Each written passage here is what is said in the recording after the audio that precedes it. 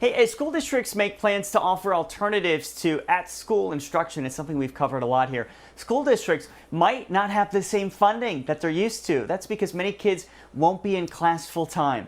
Let's bring in ABC 15's Carla Navarrete talking to one lawmaker from the East Valley who thinks a special session could be needed for this. Okay, so Carla, explain this to us.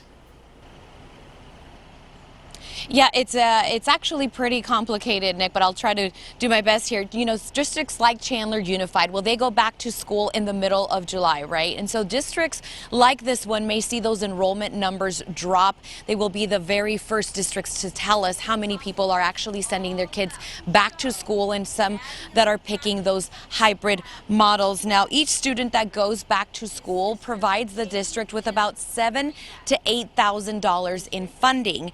Now, when the student isn't physically in the classroom doing some type of online learning platform or even a hybrid model, some of the days with some days at school and in the classroom, the dollar amount changes and it goes and it drops drastically. Listen to this legislator who we spoke with yesterday about this situation. Right now, though, the way schools are funded, they receive funding for students who are essentially in the seats in the building.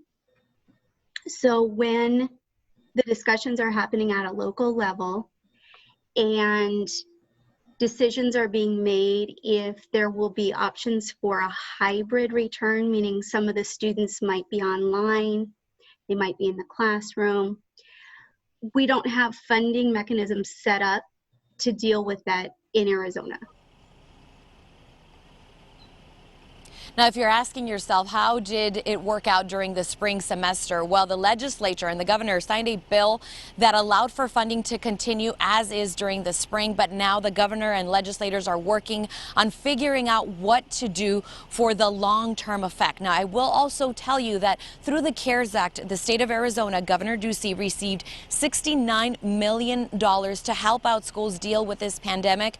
But the legislator who we just spoke with said that money is for K through universities, and she just doesn't think it's enough money to cover all of the needs that each school district across Arizona will have. That's all I have for you from the East Valley. I'm Carla Navarrete, ABC 15 Arizona. Boy, that first day of school is going to be here before we know it, considering it's happening in July. Carla, thank you very much from the East Valley this morning.